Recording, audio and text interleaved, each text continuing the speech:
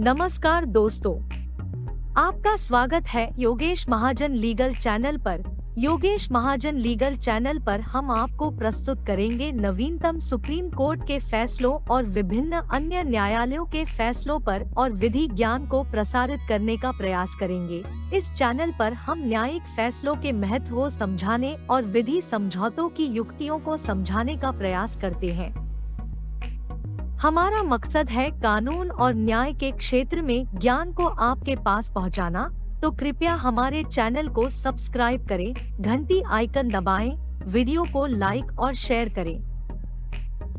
दोस्तों, माननीय supreme court की एक जजमेंट आई है। ये एक स्प्लिट डिसीजन है और आमतौर पे जब भी जजमेंट आती है तो माननीय जो डिविजनल बेंच होता है, जो दो बेंच ऑनरेबल दो जजेस की जो बेंच होती है, वो एक कॉमन डिसीजन है वो देते हैं। लेकिन इस केस में एक स्प्लिट डिसीजन था, वो माननीय सुप्रीम कोर्ट ने दिया गया है। ये specially petition criminal number diary number 55057/2024 है, जिसमें petitioners versus state represented by the deputy superintendent of police का ये ऑर्डर है। तो पहला तो जो पेज बताया गया है वो ऑर्डर से रिलेटेड है। तो यहाँ पर बताया है कि डाइवर्जेंट ओपिनियंस आए हैं। जो एक issue of acceptance of apology थी जो कंसर्न एडवोकेट्स ने दी थी, तो उसमें डाइवर्जेंट ओपिनियंस आए थे और मैटर को honourable chief justice of India की कोर्ट में सामने रखा जाए। Matter be placed, not court में, कि मैटर प्लेस किया जाए honourable chief justice of India की तरफ, ताकि वो एप्रोप्रिएट ऑर्डर्स हैं वो दे सकें।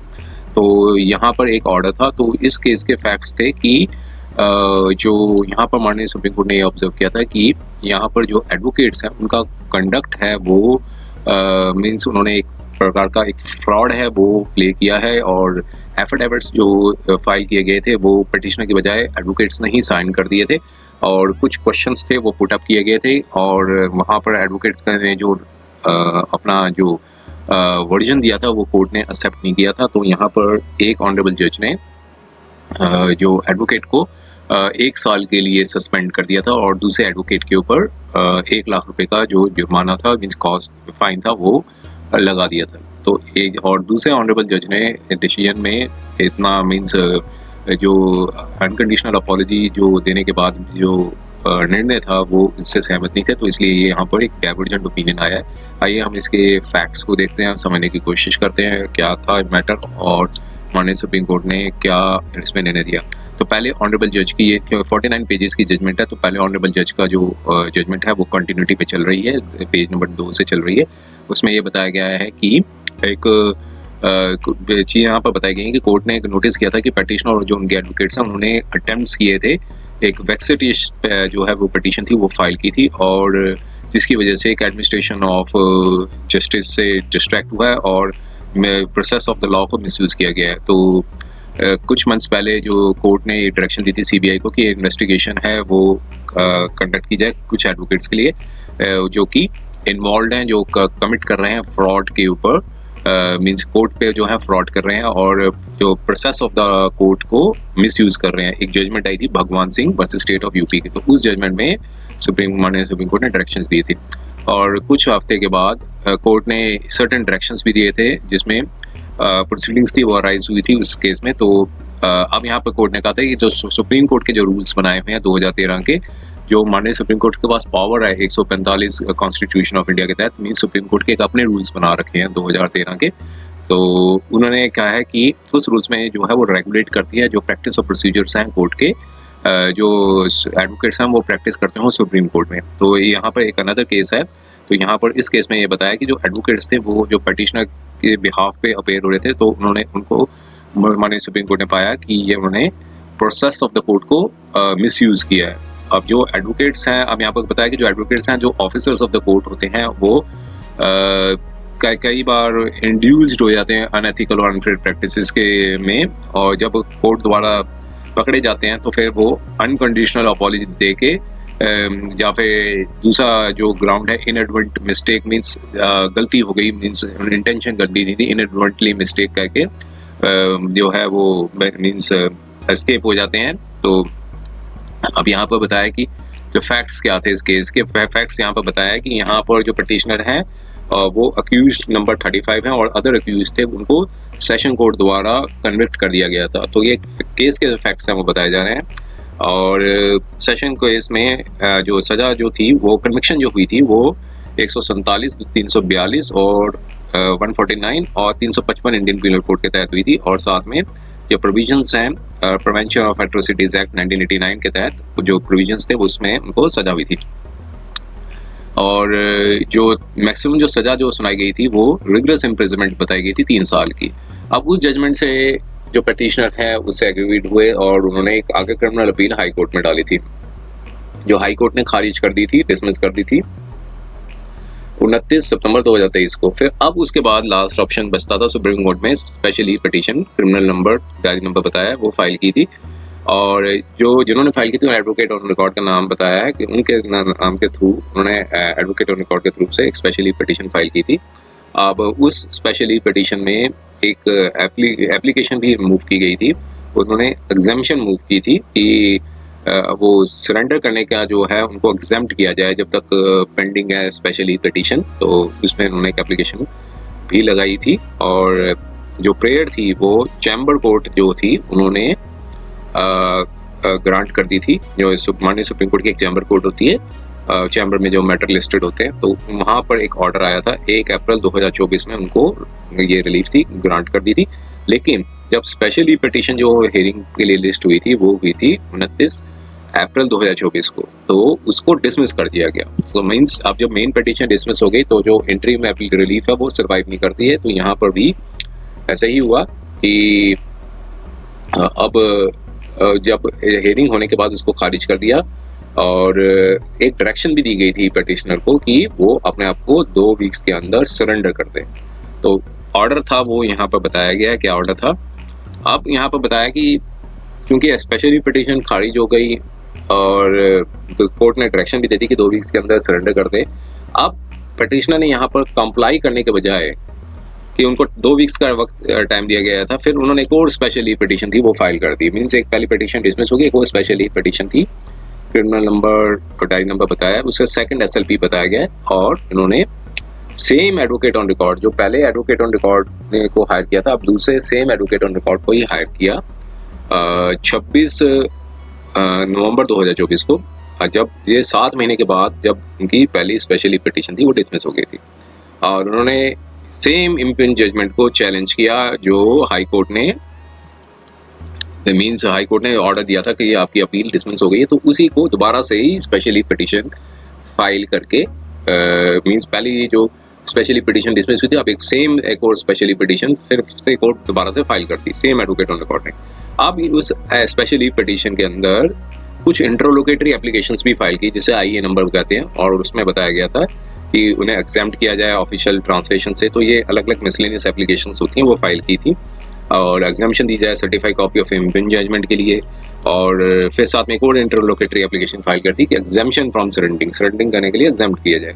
और कंडोनेशन ऑफ डिले थी वो भी फाइल की, और साथ में परमिशन भी ली, एक प्रेयर में एक और मांगी कि इस परमिशन दी जाए एडिशनल डॉक्यूमेंट की, और फिर कंडोनेशन ऑफ डिले की एक रीफाइलिंग की भी स्पेशली पिटिशन की भी फाइल की। मीन्स स्पेशली पिटिशन आप फाइल करते हैं 90 डेज के अंदर, तो वो आपको अगर 90 डेज के अंदर नहीं फाइल हो पाती तो कंडोनेशन ऑफ डिले होता है, सेक्शन 5 लिमिटेशन एक्ट के तहत फाइल करनी होती है। और फिर उसका टाइम दिया जाता है कि आपको रीफाइल करनी है। रीफाइल का डिफेक्ट्स अगर क्योर करके अगर आप रीफाइल विद इन स्टेबिलिटी टाइम के अंदर नहीं फाइल करते हैं तो उसके लिए अलग से एक और एप्लीकेशन लगानी पड़ती है। तो उन्होंने यहाँ पर भी एक रीफाइलिंग के लिए अलग से एक एप्लीकेशन लगाई, और सारी एप्लीकेशन में उनके सिग्नेचर्स थे। और एफिडेविट्स जो फाइल किए गए थे एडवोकेट का नाम बताया है, और उन्होंने बताया था कि वो एक आर्ग्यूइंग काउंसिल है पिटिशनर के, और जो फैक्ट्स हैं सर्कमस्टांसेस और केस हैं उससे कन्वर्जेंट है, तो मीन्स और वो कॉम्पिटेंट है एफिडेविट स्वेयर करने के लिए। तो ये एफिडेविट जो है पिटिशनर ने नहीं फाइल किया, बल्कि उनके एक आर्ग्यूइंग काउंसिल है उन्होंने फाइल किया। अब जब एप्लीकेशन जब एग्जामिशन की एप्लीकेशन लिस्टेड हुई थी चैम्बर कोर्ट में, अब एक और फिर से चैम्बर कोर्ट में लिस्टेड हुई एग्जामिशन की, वो ही 21 फरवरी 2025 में, और चैम्बर कोर्ट ने उस एप्लीकेशन को अलाउ कर दिया और एग्जामिशन दे दी पिटिशनर को कि surrendering from the period of 2 months. तो मीन्स पहली बातें जो थी, पहली बार एक बार ऑलरेडी रिलीफ दिया जा चुका था, लेकिन स्पेशली पिटिशन खारिज हो गई थी, दोबारा से फिर स्पेशली पिटिशन फाइल की, और इसमें भी जो इंटरलोकेटरी एप्लीकेशन थी वो चैम्बर कोर्ट में डाली गई। जो जजेस जो चैम्बर कोर्ट में जो थी, अब वो रिलीफ थी वो ग्रांट कर दी गई 2 वीक्स के लिए।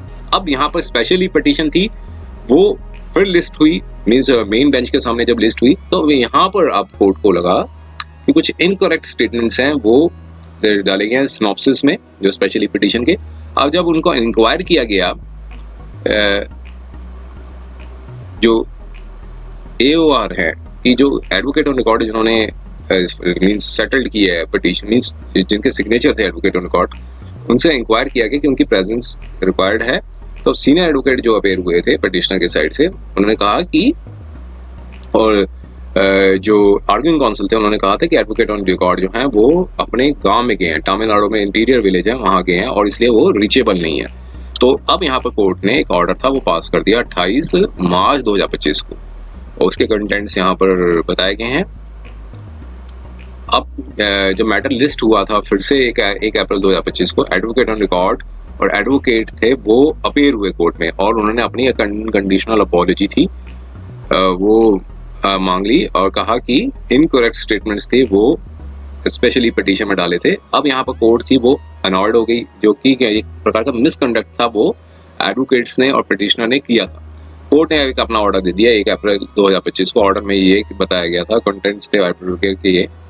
अब यहाँ पर बताया कि जब हमने ऑर्डर को पार्टली डिक्टेट किया था तो रिप्रेजेंटेटिव्स आ गए थे SCBA के, सुप्रीम कोर्ट बार एसोसिएशन के, उस भी supreme court advocate on record association के, जो कि प्रेजेंट थे कोर्ट में, और सीनियर एडवोकेट्स भी आ गए। तो उन्होंने कोर्ट को रिक्वेस्ट की कि जब वो ऑर्डर डिक्टेट कर रहे थे तो फिर रिक्वेस्ट की कि एडवोकेट्स को में एक अपॉर्चुनिटी दी जाए कि वो अपना एफिडेविट्स हैं वो फाइल कर सके। तो अब यहाँ पर कि क्यों सेकंड SLP जो स्पेशली पिटीशन वो फाइल की थी। अब जो इंटरवेंशन हुई एडवोकेट से तो कोर्ट ने अपनी एक डायरेक्शन दी वो पास की। अब उसमें डायरेक्शन दे दी कि अब कोर्ट ने डायरेक्शन दे दी कि आप अपने एफिडेविट्स फाइल करें। 9 अप्रैल 2025 को कोर्ट ने एफिडेविट था वो एडवोकेट का परस्यू किया, और जो पिटिशनर थे उनके सन का जो था उन्होंने एफिडेविट दिया था उसका भी परस्यू किया। और एडवोकेट जो थे उन्होंने कहा कि जो एडवोकेट हैं जिन्होंने अपना फाइल्ड एफिडेविट किया था ऑफिस में, और लेकिन जो कि कहा कि वो रिकॉर्ड में अवेलेबल नहीं है, तो इसलिए अनदर कॉपी थी एफिडेविट की वो कोर्ट को दी परस्यूअल के लिए। इंक्वायरी में पाया गया कि ना तो एडवोकेट ऑन रिकॉर्ड है, उन्होंने अपनी कोई ट्रैवल टिकट्स थे एफिडेविट के साथ फाइल किए थे, ना ही जो मीन्स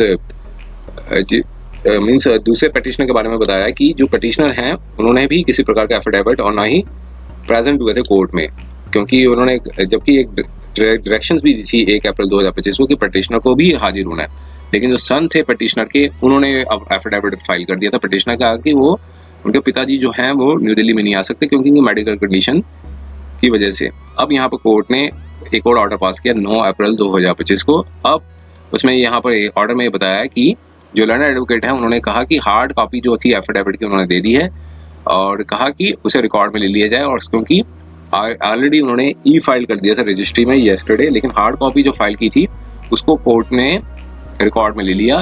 एफिडेविट जो फाइल किया गया था एडवोकेट ऑन रिकॉर्ड द्वारा और जो सन थे पिटिशनर का उसको भी रिकॉर्ड में ले लिया। अब यहाँ पर बताया कि पिटिशनर जो है प्रेजेंट नहीं है कोर्ट में, और उसमें जबकि स्पेसिफिकली डायरेक्शंस भी दी थी कोर्ट ने कि 1 अप्रैल 2025 को। अब उसमें कहा कि नॉन बेलेबल वारंट है वो इशू किए जाएं पिटिशनर के अगेंस्ट में, और जब वो पिटिशनर अरेस्ट होते हैं तो वो उनको कंसर्न ट्रायल कोर्ट के समक्ष रखा जाए और जहां उन्हें कंसल्ट जेल अथॉरिटीज के सामने प्रस्तुत कर दी जाए।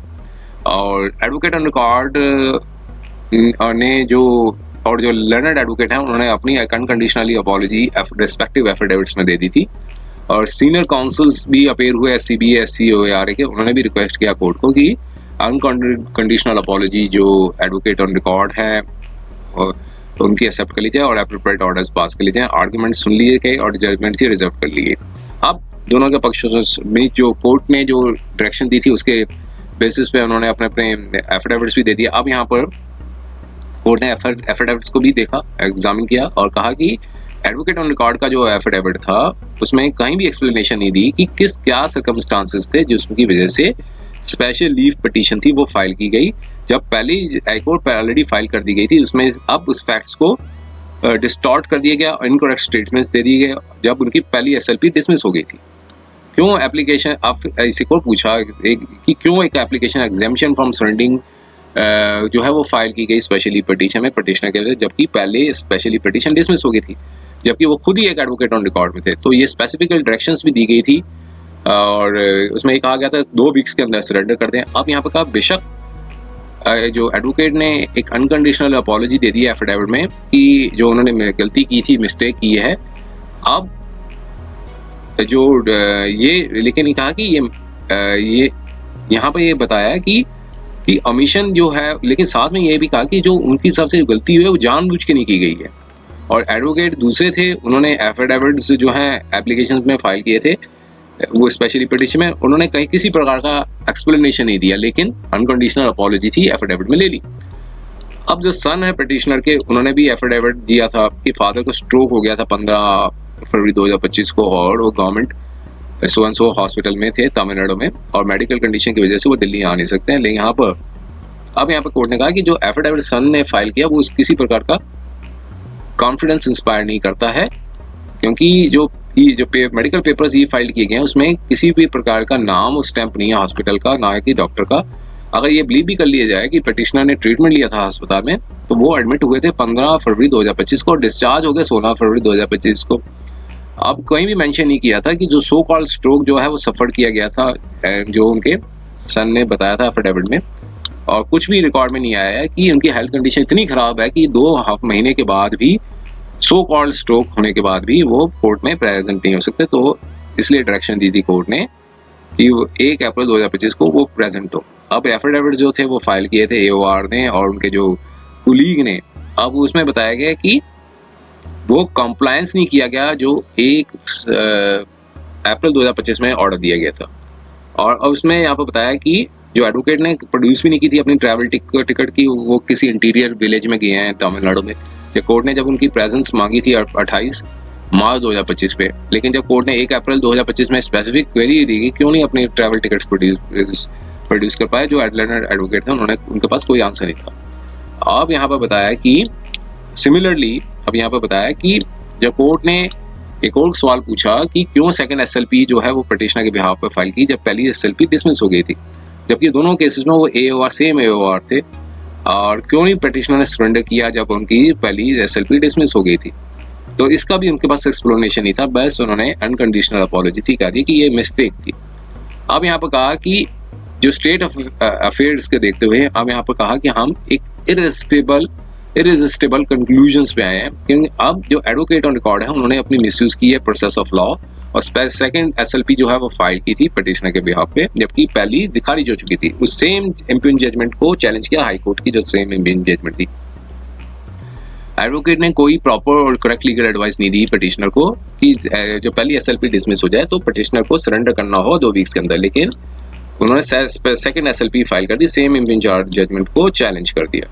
और करेक्ट लीगल एडवाइस देने के बजाय उन्होंने वेरियस एप्लीकेशन दी उनके, जिनमें उसके सिग्नेचर्स थे, और जबकि उन्होंने खुद कहा कि बिना किसी कहे कि करेक्ट फैक्ट्स को मेंशन किया, उन्होंने ये सब कह दिया था, मींस अपनी एप्लीकेशन में लिख दिया था। तो अब अनडिस्प्यूटेबल फैक्ट्स थे कि जो एडवोकेट ऑन रिकॉर्ड हैं वो अपनी ड्यूटीज को डिस्चार्ज करने में मींस कामयाब नहीं, नाकामयाब रहे जो क्लाइंट के प्रति थी उनकी, बट और उन्होंने एक मिसकंडक्ट भी किया और मिसयूज किया प्रोसेस ऑफ द लॉ को, और मिसलीड भी किया कोर्ट को। और अब जो एक्ट्स थे एडवोकेट के वो नथिंग बट लेकिन एक फ्रॉड है कोर्ट के ऊपर, और उसकी वजह से उन्होंने एडमिनिस्ट्रेशन ऑफ जस्टिस में एक प्रकार का ऑब्स्ट्रक्शन मींस बाधा उत्पन्न की है। और एक जजमेंट का यहाँ पर रेफरेंस भी दिया है यहाँ पे, और 3 बेंच की जजमेंट आई थी उसका भी यहाँ पर रेफरेंस दिया है, और कई जजमेंट का यहाँ पर रेफरेंस देने के बाद कोर्ट ने फाइनल जो अपना ओपिनियन ये दिया था कि एक तो पहला ये बताया कि एक्सट्रीम स्टेप्स थे एडवोकेट्स के, एडवोकेट उन्होंने एक गिल्टी हैं कंटेम्प्ट ऑफ कोर्ट के, और हम रेफर करते हैं बार काउंसिल ऑफ इंडिया की डिसिप्लिनरी एक्शन ले, जबकि अब यहाँ पर कहा कि कुछ एक्शन जो हैं जो लेने पड़ेंगे उनके अगेंस्ट में जो कि ग्रेव और सीरियसनेस मिसकंडक्ट किया है। तो यहाँ पर रिपीटेडली अब यहाँ पर बताया है कि इस प्रकार के इंसिडेंट्स आ रहे हैं, जो लिटिगेंट्स हैं वो सफ़र कर रहे हैं क्योंकि नेग्लिजेंसी है और केयरलेसनेस है एडवोकेट्स की। जब तक हम सीरियस एक्शंस नहीं लेंगे एडवोकेट्स पे, तो अगर लीनियंट व्यू ले लेंगे कि एरर है, ह्यूमन एरर है, तो इस प्रकार की जो लीनियंसी है वो एक लाइसेंस बन जाएगा वो एडवोकेट्स को एरर कमिट करने के लिए। तो बेशक यहाँ पर कहा कि जो ऑफिसर होते हैं कोर्ट के, एडवोकेट्स हैं ऑफिसर और कोर्ट होते हैं, और हर जो एडवोकेट है वो रिस्पॉन्सिबल होता है, उनका एक रोल होता है जुडिशियल प्रोसीडिंग्स पर एज ए जुडिशियल ऑफिसर और स्टाफ मेंबर वुड बी, जैसे जुडिशियल ऑफिसर और स्टाफ मेंबर्स का ही होता है। और यहाँ पर बताया कि एडवोकेट जो प्रैक्टिस करते हैं सुप्रीम कोर्ट में, वो उनका रोल मॉडल होते हैं एडवोकेट्स जो दूसरे अदर कंट्रीज में जो प्रैक्टिस करते हैं। जो जज जो हैं वो भी सिलेक्ट होते हैं लॉयर्स से, और करेक्टर ऑफ जजेस का जो होता है वो नथिंग बट, लेकिन जो एक रिफ्लेक्शन होती है करेक्टर की, एडवोकेट की। तो पीपल जो हमारे देश के जो लोग हैं, मीन्स नेशन में जो पीपल जो सिटीजन्स हैं, वो जस्टिफाइड हैं, जो क्योंकि एक हाई लेवल ऑफ एक्सीलेंसी से उम्मीद करते हैं कि जो जजेस की भी इंटीग्रिटी पे भी वो मीन्स उन पर जस्ट मीन्स एक्सपेक्ट करते हैं कि जजेस पे भी हों, और इस प्रकार की एक्सपेक्टेशंस जो होती हैं वो अगर एनलाइटेंड होती है तभी एक high level of integrity, ethics और मॉरल्स हैं वो अचीव हो पाते हैं। और मोटो है सुप्रीम कोर्ट का, यतो धर्मस्थो जय, मीन्स जहाँ धर्म होता है और वहाँ विक्ट्री भी होती है। और यहाँ पर कहा कि साथ में अब यहाँ पर फाइनल वर्जन पे यहाँ पर कोर्ट ने बताया कि हमने यहाँ पर ऑलरेडी नॉन बेलेबल वारंट है वो इशू कर दिए थे पिटिशनर के। साथ में कहा कि वो जब वो प्रोड्यूस होंगे कंसल्ट ट्रायल कोर्ट में, तो वो कंसल्ट जेल अथॉरिटीज हैं वो सेंटेंस है इम्पोज करेंगी ट्रायल कोर्ट द्वारा, और कंफर्म करेगी हाई कोर्ट, जो कंफर्म हो गई थी, और सुप्रीम कोर्ट द्वारा भी। तो यहाँ पर अब यहाँ पर कहा है कि जो सीनियर एडवोकेट्स जो प्रैक्टिस कर रहे हैं सुप्रीम कोर्ट में, अब उनको सीरियस कंसर्न है कि इस प्रकार के रिपीटेड इंसिडेंट्स हैं मिसकंडक्ट के एडवोकेट्स के हो रहे हैं जो प्रैक्टिस कर रहे हैं सुप्रीम कोर्ट में। तो ऐसे में जो थी वो स्पेशली पिटीशन थी वो डिसमिस कर दी थी इनकी। लेकिन यहाँ पर अब जो डिस्कशन और फाइंडिंग्स क्या थे, क्या एक्शन लिया गया, वो यहाँ पर बताया गया, वो पीछे पैराग्राफ में रह गया 20 पैरा नंबर 20 में। और यहाँ पर बताया कि जो एडवोकेट का नाम बताया गया है कि एक जो एडवोकेट थे जिनके ऊपर एक्सप्लेनेशन मांगा गया था, जो उन पे 1 लाख रुपए का जहाँ पर फाइन था वो लगा दिया गया था एडवोकेट की, वो डिपॉजिट करेंगे SCORA में, supreme court advocate on record association में, वो 1 लाख रुपए का जुर्माना लगा दिया गया था उनके ऊपर। और जो दूसरे थे एडवोकेट थे कि उनका नाम था 1 मंथ के लिए जो रिमूव कर दिया जाए, एडवोकेट ऑन रिकॉर्ड से रिमूव कर दिया जाए। एक एडवोकेट का नाम बताया गया कि वो एडवोकेट ऑन रिकॉर्ड से 1 मंथ के लिए रिमूव कर दिया जाए, और दूसरे एडवोकेट के ऊपर 1 लाख रुपए का जुर्माना था वो लगा दिया कि वो डिपॉजिट करेंगे SCORA में, ताकि यूटिलाइज किया जा सके एडवोकेट्स के लिए, फंड्स के लिए। तो ये तो डायरेक्शंस दी थी, स्पेशली पिटीशन थी, डिसमिस कर दी थी। ये तो एक ऑनरेबल जज की थी। अब दूसरे ऑनरेबल जज ने यहाँ पर क्या ओपिनियन दिया, उन्होंने यहाँ पर कहा कि जो अपॉलॉजी के बाद उन्होंने कहा कि जो अगर एडवोकेट ऑन रिकॉर्ड का 1 मंथ के लिए अगर सस्पेंड कर दिया जाएगा तो एक प्रकार का स्टिग्मा हो जाएगा फ्यूचर जो एडवोकेट ऑन रिकॉर्ड के ऊपर। और साथ में बताया कि जो एडवोकेट ऑन रिकॉर्ड हैं वो भी एक दूसरे एडवोकेट जो हैं वो रिमोट विलेज से आते हैं तमिलनाडु पे, तो इस प्रकार का जो स्टिग्मा है वो उनके इंटायर फ्यूचर के ऊपर लगेगा। और दूसरे एडवोकेट के बारे में बताया जो भी एक रिमोट विलेज आते हैं स्टेट ऑफ तमिलनाडु, तो अब उनको कहा गया 1 लाख रुपया जो है फाइन करें। तो ये क्या, ये बहुत ज़्यादा ऑनरस ऑन हिम है, बहुत ज़्यादा हाई है इनके ऊपर, क्योंकि दोनों एडवोकेट्स हैं, उनका अनब्लेमिश्ड ट्रैक रिकॉर्ड है, इसलिए यहाँ पर उनके अगेंस्ट में लीनियंट व्यू लेना चाहिए। तो कंडक्ट था एडवोकेट्स का वो रिप्रेहेंसिबल था, लेकिन not worthy of being pardon. लेकिन जो प्ली दी गई है senior advocates office bearers SC भी एक सुप्रीम कोर्ट बार एसोसिएशन और supreme court advocate on record association है, तो उसको देखते हुए एक एब्सोल्यूट और अनकंडीशनल अपॉलॉजी जो एडवोकेट्स ने दे दी है, तो इसलिए जो प्रॉमिस भी उन्होंने किया है कि वो इस तरह का मिसकंडक्ट फ्यूचर में नहीं करेंगे। तो इस प्रकार की अनकंडीशनल अपॉलॉजी हम उसे एक्सेप्ट करते हैं और बॉन्ड कर देते हैं कि आगे से ये केयरफुल रहेंगे और इस प्रकार का मिसकंडक्ट फ्यूचर में नहीं करेंगे। तो यहाँ पर डायरेक्शन दी कि वो सारे डायरेक्शन दी कि वो अपेयर होंगे सारे केसेस में जहाँ उन्होंने अपनी अपीयरेंसेस एंटर की हैं। तो ऐसे में जो केस था कि वो उसको क्लोज कर दे। तो यहाँ पर डाइवर्जेंट था ओपिनियन आया था, तो ये जजमेंट आई थी 17 अप्रैल 2025 को। तो दोनों ऑनरेबल जजेस का जहाँ पर डाइवर्जेंट ओपिनियन आया था, तो इसलिए मैटर को सुप्रीम कोर्ट में ऑनरेबल चीफ जस्टिस की जो के पास रख दिया गया है कि फॉर फर्दर ऑर्डर्स के लिए, एप्रोप्रिएट ऑर्डर्स के लिए। तो इसलिए डाइवर्जेंट ओपिनियन आया था, जो एक्सेप्टेंस ऑफ अपॉलॉजी के बाद जो कोर्ट ने जो डायरेक्शन थी उसमें डाइवर्जेंट ओपिनियन था, तो इसलिए यहाँ पर मैटर था वो प्लेस कर दिया है honourable chief justice of India पर फॉर एप्रोप्रिएट ऑर्डर्स। उम्मीद है कि यह वीडियो आपको पसंद आया होगा। अगर आपने अभी तक हमारे चैनल को सब्सक्राइब नहीं किया है तो कृपया इसे सब्सक्राइब कर ले और बेल आइकन दबाकर नोटिफिकेशन प्राप्त करें ताकि आप हमारे नए वीडियो से अपडेट रह सकें। अगर आपको यह वीडियो पसंद आया हो तो कृपया लाइक करें और अपने दोस्तों के साथ शेयर करें। हमारे चैनल पर आपको न्यायिक मुद्दों, कानूनी सलाह और कानूनी अपडेट्स के बारे में नवाचारिक और महत्वपूर्ण जानकारी मिलेगी। हमारे साथ बने रहें, क्योंकि योगेश महाजन लीगल आपके कानूनी सवालों का सहायक है।